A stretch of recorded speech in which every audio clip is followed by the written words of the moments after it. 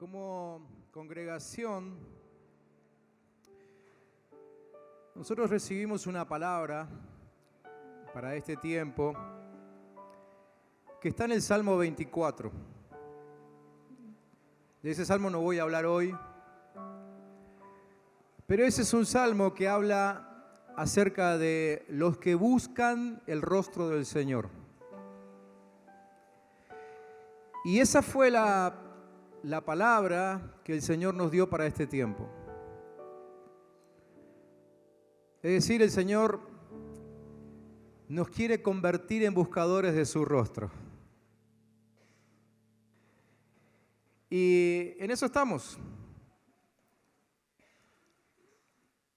Y mientras estábamos el fin de semana en el campamento, escuchando al predicador invitado, hubo una frase que a varios creo que les llamó la atención y bueno, a mí obviamente, y que no la anoté, pero la grabé en mi corazón, difícilmente la olvide, pero sí la puse ahora en mis apuntes, simplemente para mencionarlo porque esa frase tiene que ver con lo que Dios viene trabajando conmigo para poder volcárselo a ustedes también. Y la frase que escuchamos allí es que todo se resuelve en el altar. Todo se resuelve en el altar. Decirle que tenés al lado, todo se resuelve en el altar.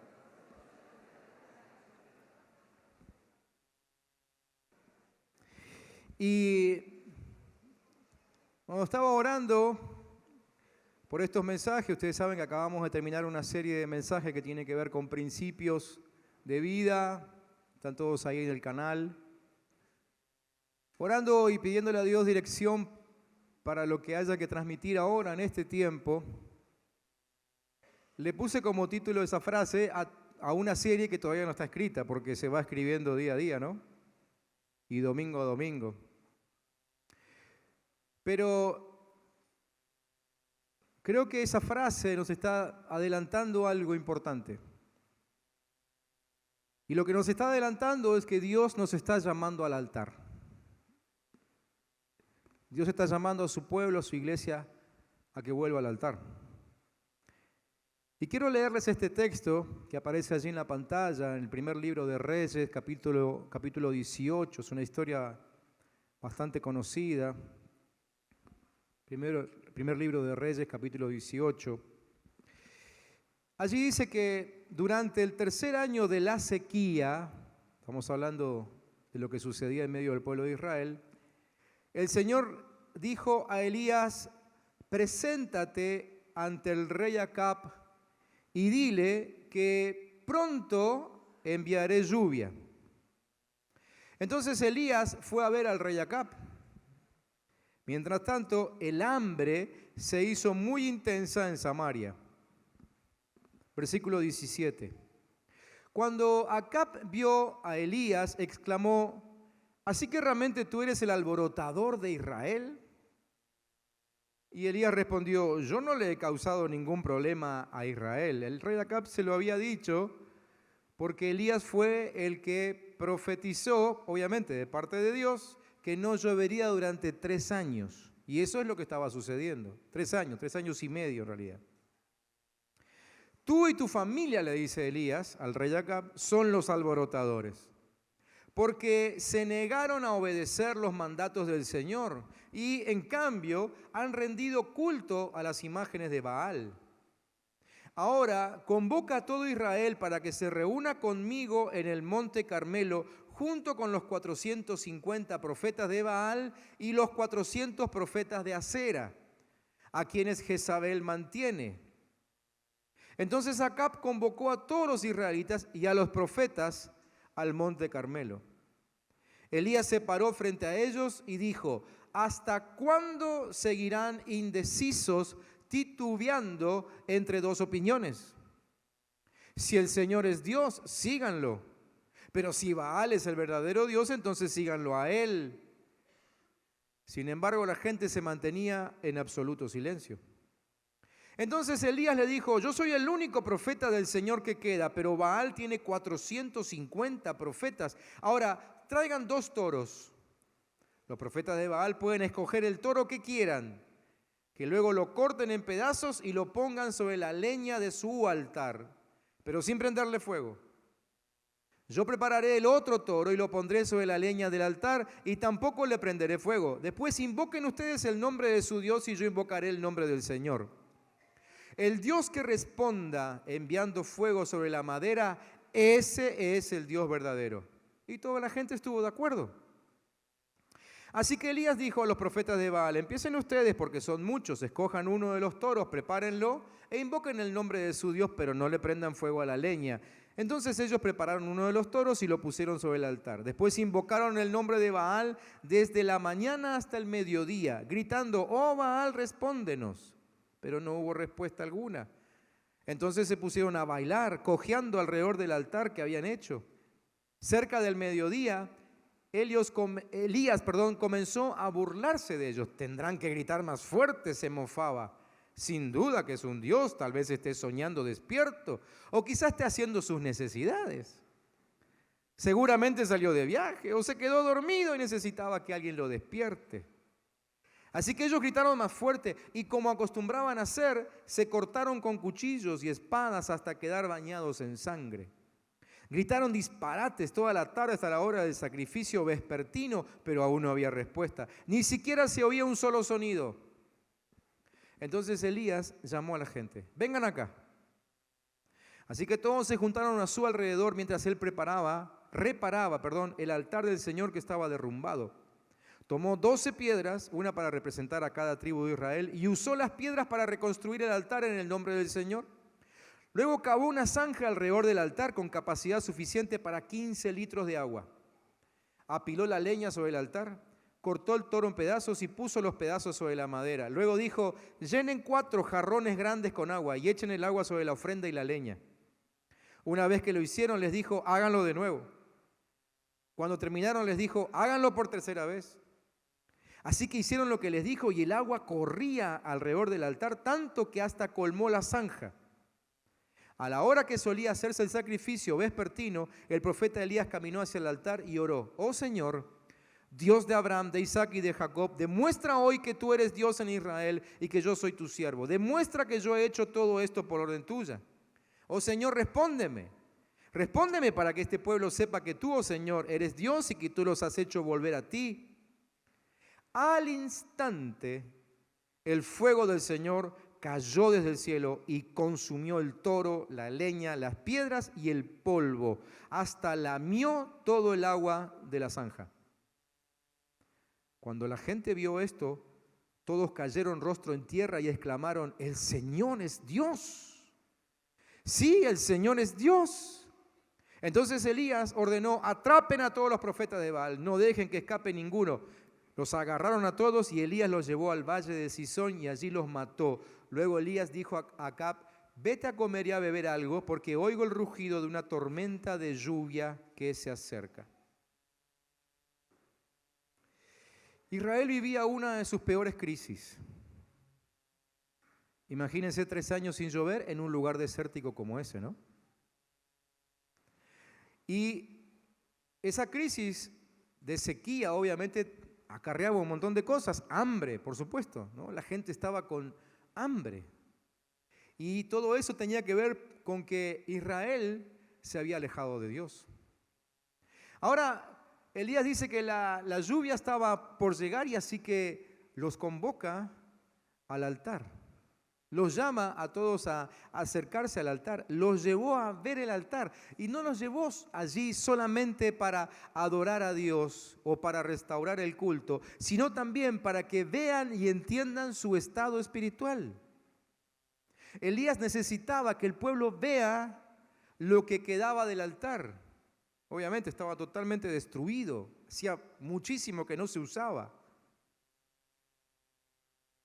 El altar tenía que ser mostrado, ¿por qué? Porque el altar refleja el estado espiritual. El altar refleja el estado espiritual de un pueblo, el estado espiritual de una familia, el estado espiritual de una persona. Según está el altar, así está la persona. El altar es el lugar por excelencia donde una persona se encuentra con su Dios. De hecho, cuando hay un altar al verdadero Dios que está abandonado, con seguridad que hay un altar u otros altares a otros dioses que están en auge. Con seguridad. Porque cuando el altar de Dios es abandonado, los demás altares empiezan a levantarse, a crecer. Hoy vemos que los lugares de adoración son mediocres, y hablo en general, ¿sí? Todavía la gente no entiende la necesidad de adorar a Dios todo el tiempo. Todavía sufrimos de religiosidad y seguimos pensando que el adorar a Dios consiste en ir a la iglesia el domingo. Pero eso no tiene nada que ver con adorar.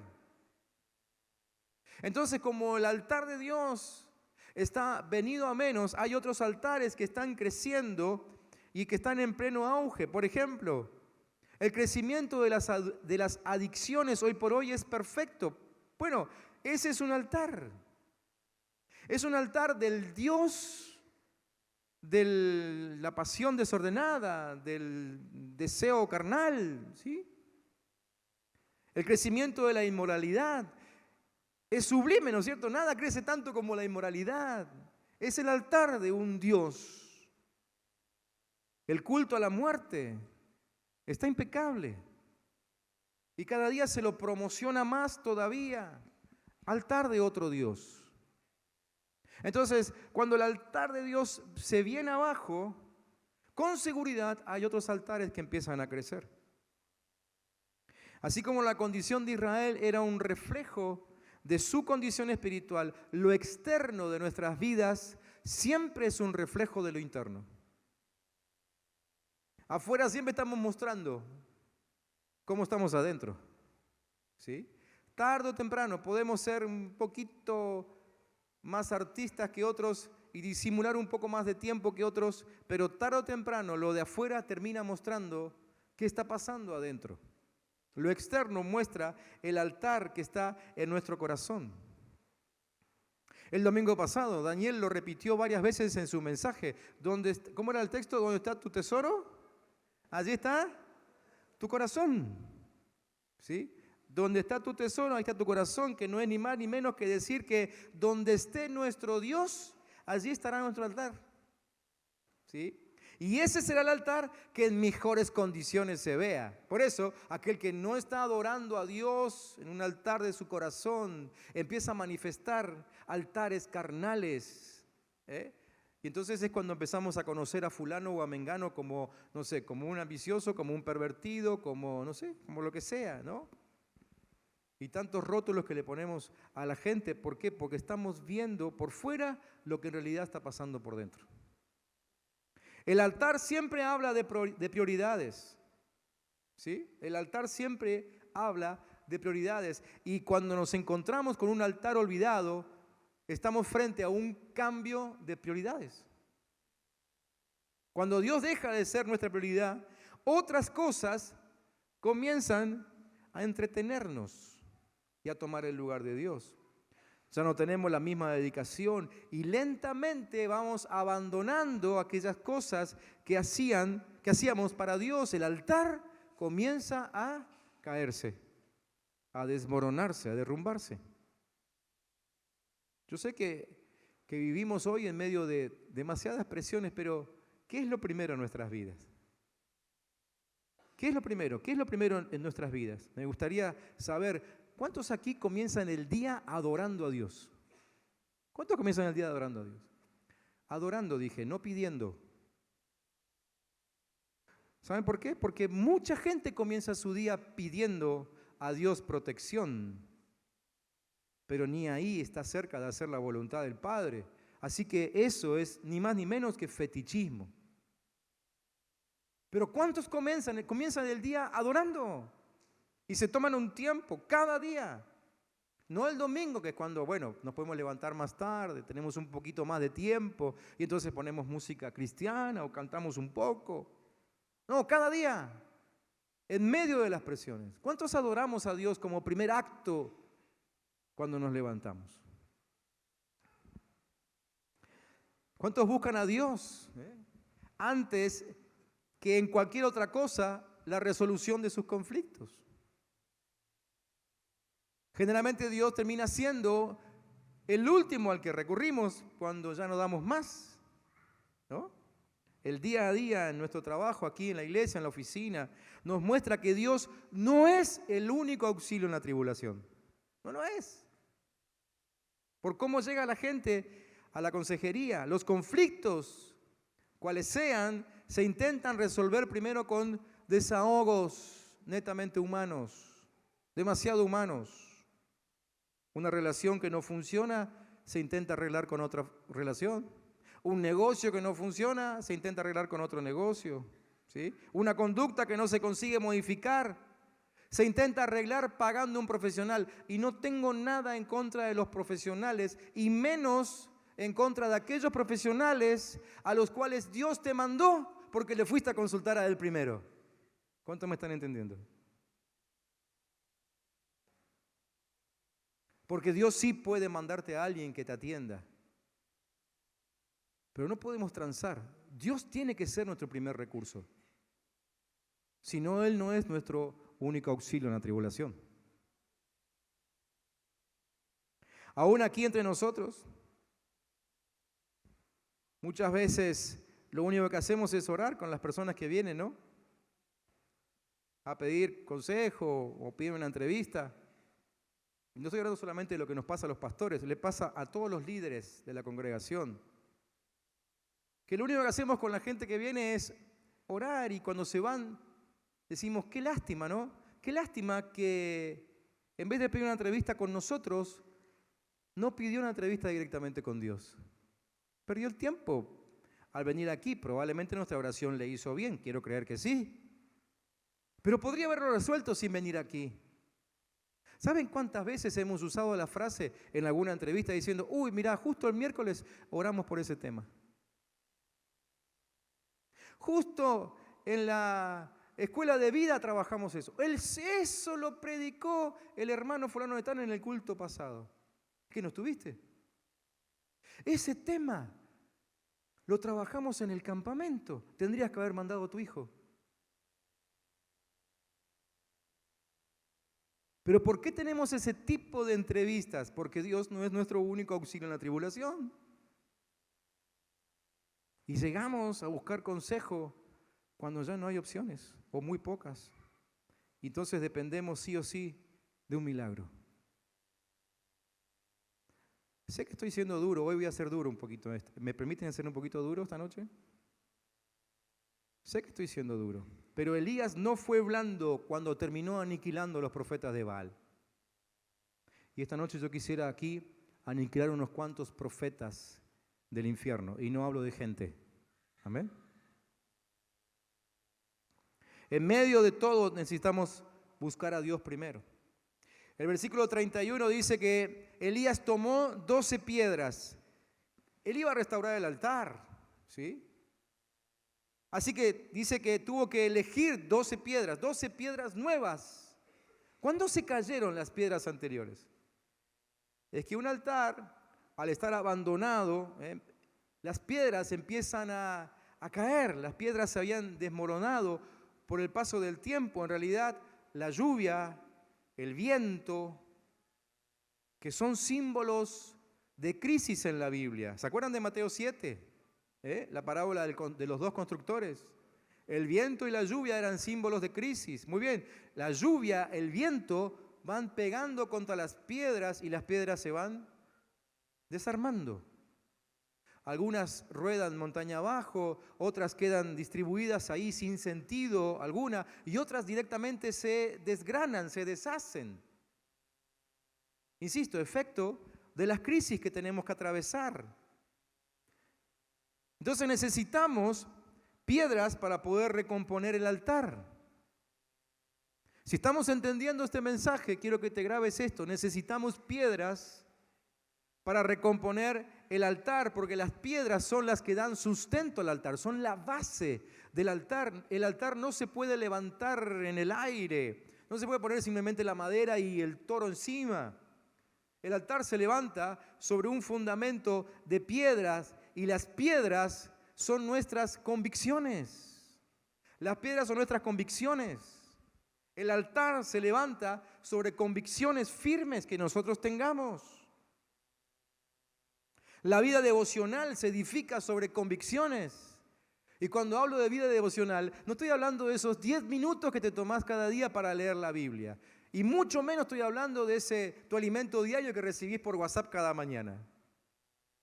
Cuando hablo de vida devocional, hablo de eso, hablo de una vida entregada en devoción a Dios, es decir, se trata de una manifestación de emociones, una entrega total a una experiencia de fe, una entrega de forma constante e irrevocable a la obra de Dios. Eso es una vida devocional, una vida de devoción. Esa vida se establece sobre convicciones. ¿Me siguen? La vida de fe se edifica sobre convicciones. Muchos piden fe. ¿Cuántos de ustedes han pedido fe alguna vez? ¿Sí? Yo he pedido fe alguna vez. Y no está mal pedir fe. El tema es que muchos piden fe, pero cuando la fe viene no tiene de dónde agarrarse.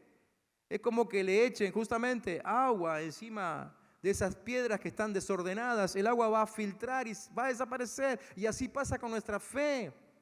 Entonces me voy de una reunión lleno de fe, pero ya el miércoles no me queda nada. Convicciones, la fe tiene que aferrarse sobre convicciones. Entonces, si no estás seguro que Dios es todopoderoso, esa debiera ser una convicción, nunca vas a poder creer su palabra. Entonces llegará una prueba tan difícil que no lo vas a poder creer, aunque siempre dijiste que Dios es todopoderoso. Una prueba te va a voltear. ¿Por qué? Porque la convicción no estaba firme. Si no estás seguro del amor de Dios, nunca la vas a poder experimentar. Si no estás seguro de su dirección sobre tu vida, nunca tendrás una visión. Si no estás convencido de su santidad, nunca vas a poder marcar la diferencia en tu entorno. Si no estás convencido de su omnipresencia, nunca vas a poder vencer la tentación en tu intimidad. Convicciones. Me acuerdo que cuando era chico en la escuela bíblica nos enseñaban prácticamente un manual de teología, ¿no? Y qué aburridas eran esas clases. Pero al final, hoy pienso, tendríamos que volver a eso. Porque ni siquiera sabemos lo que es un Dios todopoderoso o omnipresente o 3 veces santo. No tenemos idea. Y entonces nuestra convicción no existe y cuando viene la fe no tiene de dónde agarrarse. La fe entra en contacto con las convicciones, así como las raíces de un árbol entran en contacto con la tierra. Se entremezclan con la tierra y puede venir una tormenta increíblemente fuerte y no lo va a voltear porque las raíces tienen de dónde agarrarse. Así es la fe cuando hay convicciones en nuestra vida. ¿Cuántos me están entendiendo? Por eso es que necesitamos todos pasar por hacia tu propósito, porque ahí enseñamos durante 3 meses sobre convicciones. ¿Me entienden? La vida espiritual se desmorona cuando abandonamos nuestras convicciones, ¿sí? Por ejemplo, hay gente que suele decir, mi convicción es que Dios es lo primero en mi vida. Muy bien, recién te pregunté, ¿qué es lo primero que haces a la mañana? ¿A quién consultás primero frente a una circunstancia que no podés manejar? ¿A quién obedeces primero cuando tenés varias alternativas? Tus impulsos, por ejemplo, son una alternativa. La cultura es una alternativa. La cultura que te rodea es una alternativa frente a la obediencia. Así que, cuando hacemos un mal negocio, ¿qué hacemos? Suspendo el pago de los impuestos, y lo hace todo el mundo. Es cultural, ¿no? Es cultural. Actúo como todos. ¿Se dan cuenta? Entonces, ¿dónde queda la convicción de que Dios es primero en mi vida? Nunca existió. No me alcanza. ¿Qué hago cuando no me alcanza? Tarjeteo. Obvio. Lo hace todo el mundo. Es cultural. Entonces, ¿dónde queda el Dios es primero?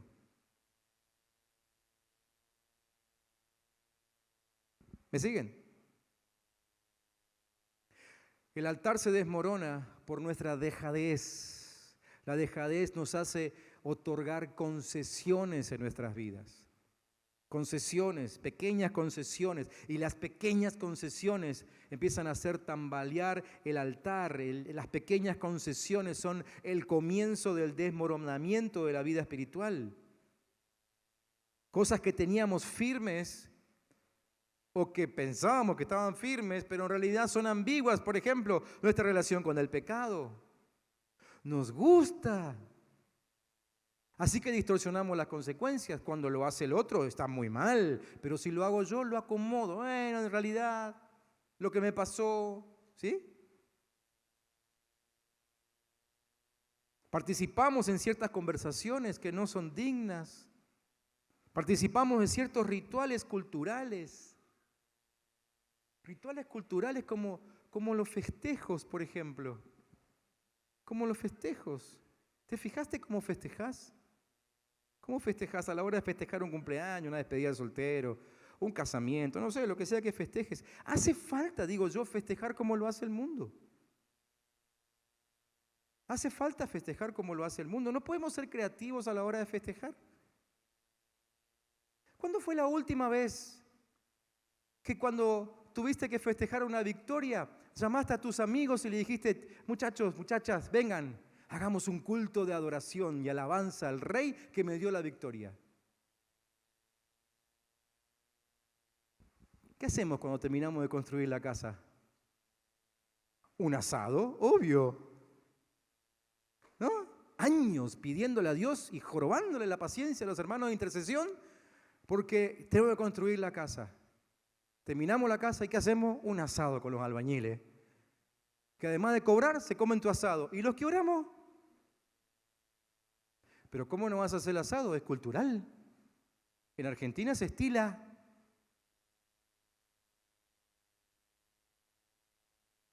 ¿Y qué pasa con nuestro altar? ¿Sí? Les soy sincero y sé que lo que voy a decir ahora me va a costar unas cuantas invitaciones a fiestas. Pero me paso muchas horas de algunas noches donde soy invitado a algunas fiestas pensando, ¿cómo puede ser que pongan esta música? ¿No son capaces de hablar con el DJ y pasarle un pendrive con canciones de las que festejan al Señor? ¿No se puede? No, es muy aburrido, pastor.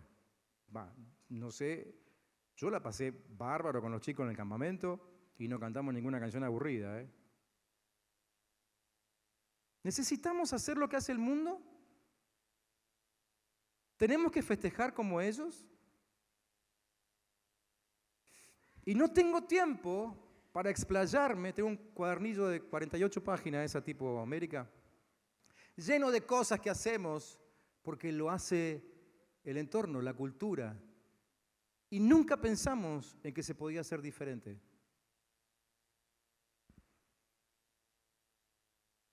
Insisto, sé que estoy siendo duro, pero Elías no fue blando cuando había que traer a Dios de vuelta al pueblo. Necesitamos restablecer el altar desmoronado. El altar existe para el sacrificio. No tiene sentido un altar si no hay sacrificio. El sentido de un altar es el sacrificio. Si no se va a sacrificar algo, no hace falta el altar.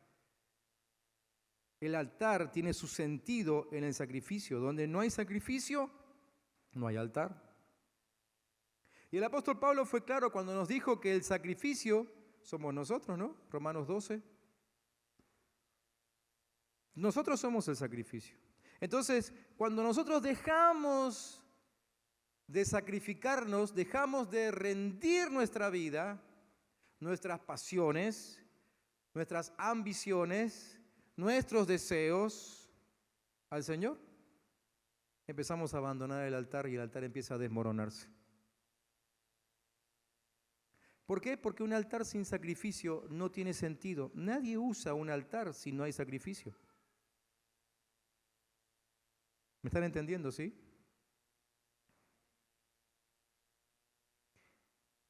Pero nosotros, claro, ¿qué es lo que pedimos? Fuego. Queremos el fuego, ¿no? Y cuando la reunión se pone linda, empezamos a cantar y queremos fuego y más fuego, ¿no? Y ni hablar cuando estamos en esas reuniones multitudinarias, donde la cosa se pone fuerte y queremos fuego y queremos fuego. Pero el fuego es el último elemento que se agrega. El último elemento que se agrega. El fuego, ¿para qué viene el fuego? El fuego viene para consumir el sacrificio. Para eso viene el fuego. Entonces, si no hay sacrificio y si no hay altar levantado, el fuego no vendrá. No puede haber fuego si primero no están las piedras acomodadas y el sacrificio alistado. O sea, que el fuego no viene si las convicciones no se están manifestando firmemente y si no hay disposición a morir por esas convicciones. El fuego no vendrá. Y podemos pasarnos horas pidiendo el fuego. No va a venir si no hay altar. Yo quiero fuego. Yo quiero el fuego. Pero sé que necesito construir altar para eso. Dios no manda fuego a altares vacíos. Dios no manda fuego a altares sin sacrificio. Y el sacrificio somos nosotros. Dios visita el altar que tiene sacrificio. El fuego existe para consumir lo que se le presenta. Pero si no se le presenta nada, el fuego no tiene sentido. Y solo el fuego que viene de Dios nos hace arder.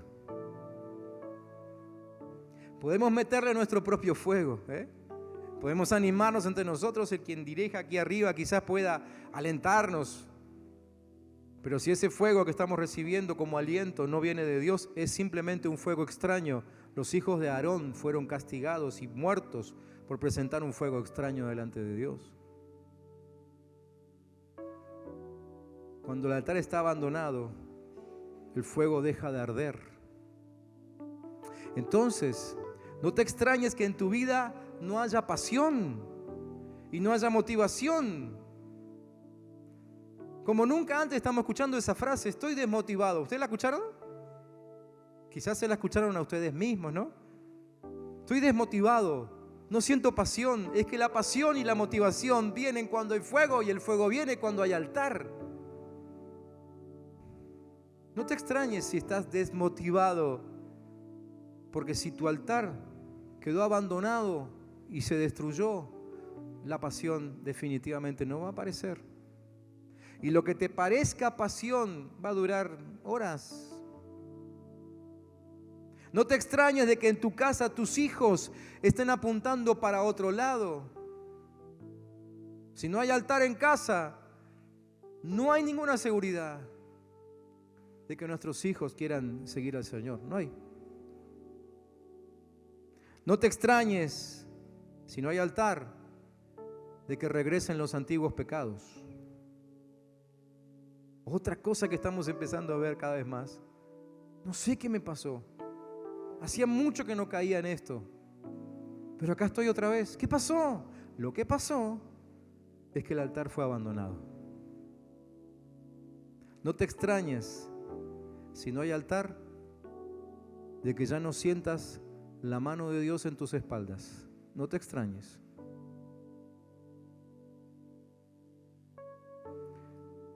Sé que estoy siendo duro, pero por favor créeme que lo único que estoy intentando es encender tu vida. ¿Cuántos entienden? ¿Ven? Necesitamos encendernos. Necesitamos volver a arder para Dios, arder para amarlo, arder para servirle, arder para evangelizar y ganar este mundo, arder para llenarlo todo con su gloria. Necesitamos volver a arder. Así que yo les quiero proponer que empecemos reacomodando las piedras. ¿Qué les parece? Que empecemos reacomodando nuestras convicciones. Que empecemos revisando cuáles son las convicciones que están actualmente en funcionamiento en nosotros y cuáles simplemente las dijimos pero no las practicamos. Empecemos a revisar convicciones. Y empecemos por esta simple que les puse como ejemplo. ¿Es realmente Dios primero? ¿Es realmente Dios primero? ¿O primero va mi pasión? ¿Primero va mi desahogo? ¿Primero largo mi enojo? ¿Primero gasto todo lo que tengo? Y entonces, después sí llego a Dios. Aquí estoy, Señor, sin nada para ofrecer. ¡Ja! No debiéramos llegar así. Es muy lindo cuando lo cantamos, pero en realidad deberíamos llegar a Dios con todo por ofrecer. Señor, te entrego mi vida, nunca nadie la tocó. Mi corazón jamás fue contaminado. Mi bolsillo no lo tocó nunca el sistema. Mi moralidad sigue intacta, te la entrego. Mi familia, todo. Deberíamos llegar con las manos llenas.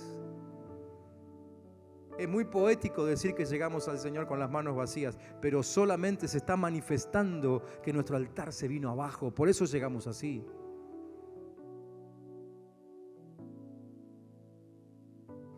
Yo creo que el que realmente quiere restaurar el altar en este tiempo se va a tomar tiempo para revisar acciones. A revisar acciones. Así que al que así lo haga, yo creo que Dios le va a hablar.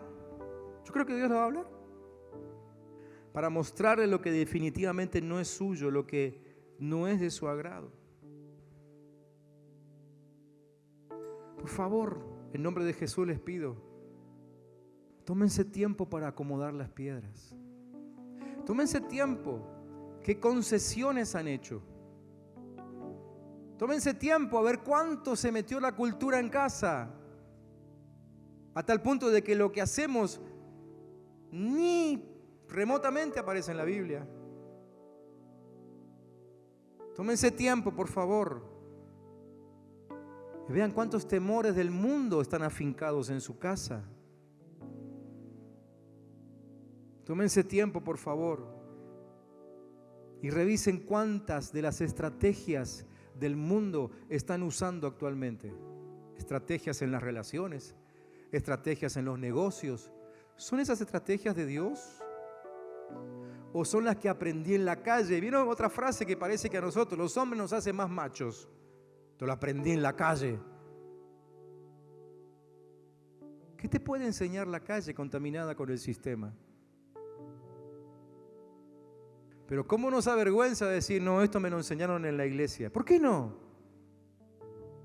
Esto lo aprendí con los hermanos el domingo, en el grupo de crecimiento, el miércoles, o cuando sea. ¿Por qué no da vergüenza decir eso? Lo aprendí en la calle, como si fuésemos más hombres por eso. No sé, hablo de los hombres porque es lo que me pasa a mí, pero probablemente a alguna mujer también le pase lo mismo. Las experiencias de la calle no tienen nada para enseñarte. El único que te enseña para que tengas vida es el altar de Dios. Estar en su altar, eso te enseña. Por favor, grabémonos esto.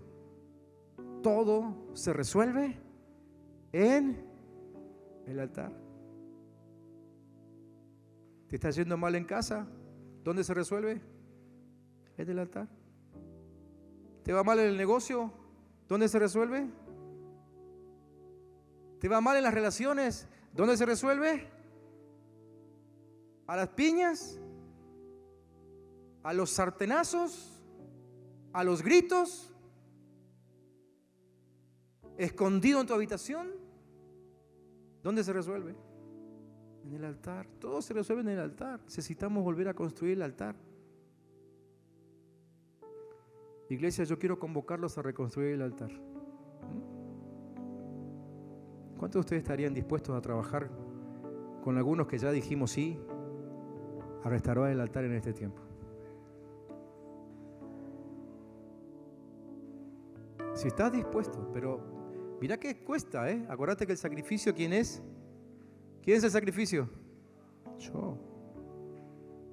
Si estás dispuesto a hacer el sacrificio y acostarte, como Pablo decía, sacrificio vivo, porque cualquiera se mete, si ya está muerto, sacrificio muerto, Pero Pablo decía, sacrificio vivo, con todos tus deseos, con todas tus pasiones bien vivitas y coleando y pataleando, meterte como sacrificio.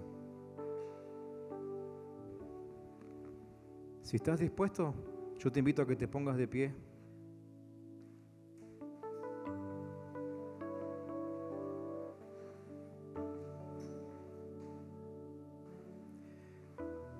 Y esta noche quiero que hagamos algo distinto a la hora de tomar la cena del Señor.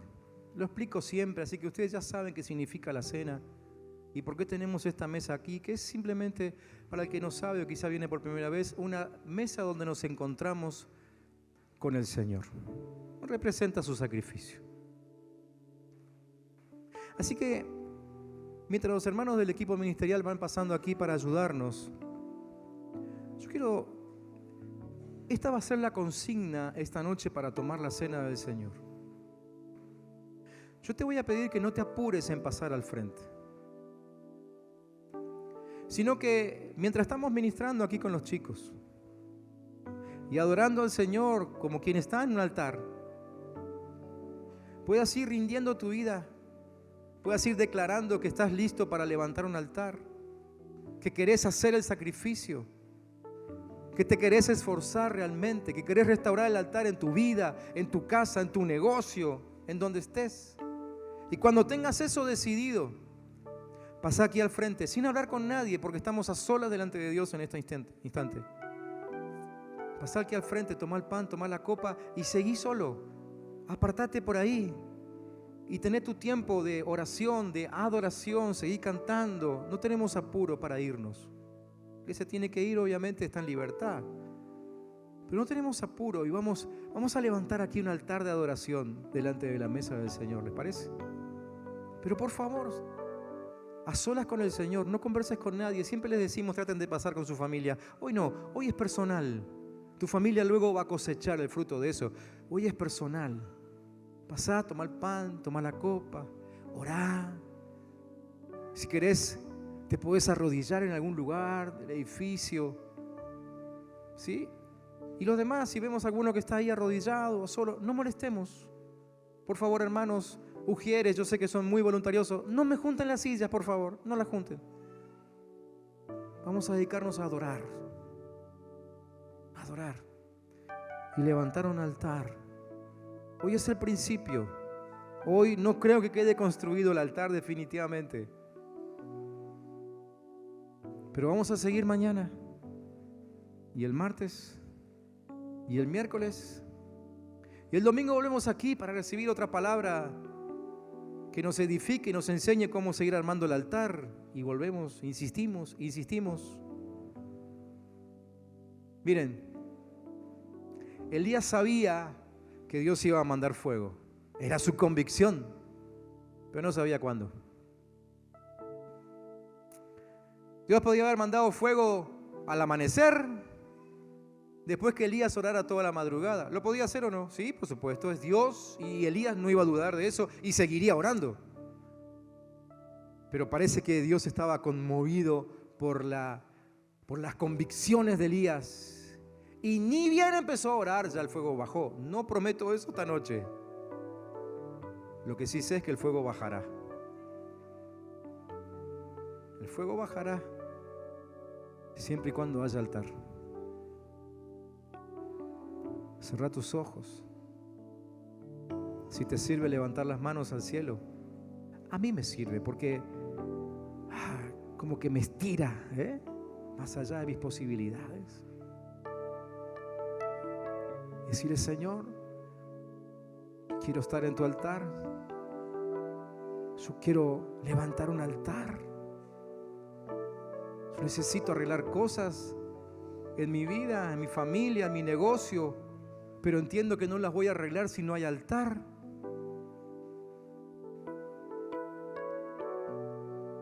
Me propongo levantar altar, Señor.